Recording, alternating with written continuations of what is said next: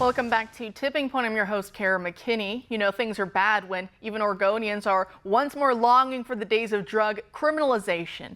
I hate to say I told them all so, but sometimes people have to learn the hard way. A poll conducted by DHM Research finds that more than 60% of Oregon voters want to see the decriminalization aspect of Measure 110 passed during the left's heady days of revolution in 2020 repealed. That part of the measure basically told cops that even if you find hard drugs on someone, there's nothing you can do about it because it'll be viewed legally as being for personal use, and somehow that means the law can't do anything about it. As the Post-Millennial reports on this, quote, according to the poll, 51% of those surveyed said they believed Measure 110 has been bad for Oregon. Of those, 33% deemed it very bad. Over 60% said drug addiction, homelessness, and crime had become worse in the time since it was adopted, end quote. Wow, who could have ever seen that coming? It's almost as if illicit drugs are highly addictive, fry your brain, and make you desperately steal to get enough money to buy more drugs. Not only are we seeing this dynamic play out in the streets, but in the jails too. Just talk to any law enforcement officer who works in the jails. They will tell you that they've never had more crazes than they do now. The mentally ill are no longer just a small part of the overall jail population, but in some cases are now up to half of all inmates. That means inmates who are largely incoherent, uncooperative, and prone to outbursts of violence and aggression. What are you supposed to do with people like that? You can't reason with them. How do you rehabilitate that? But under current laws, you can't leave them locked up forever unless they murdered someone, and sometimes not even in those cases. So they eventually get out before doing something else to get themselves locked right back up. The only difference being that some innocent person had to have their life ruined in the interim between those prison stays. And if you talk to a lot of cops, they'll also tell you that there is a huge correlation between this rise in severe mental illness and chronic drug abuse. It's not every case, sure, but it's many of the cases, enough to be an identifiable pattern.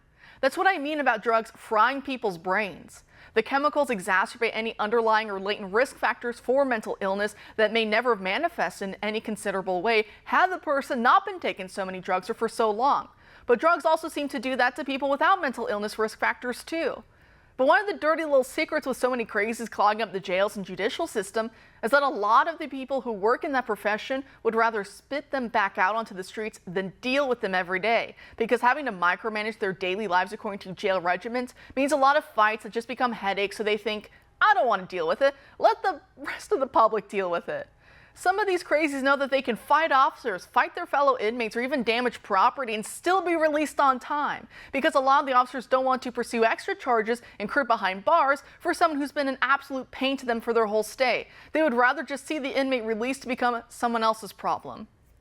So see, yes, there are political reasons as to why left-wing activists want criminals released, but they are able to find support among those professionals in the system who are just burned out and want to take the path of least resistance. Joining us now to discuss is military defense attorney Davis Yance. Davis, thanks for being here tonight. Hey, good evening. Great. So what does it tell you that even Oregonians have seen enough when it comes to decriminalizing hard drug use?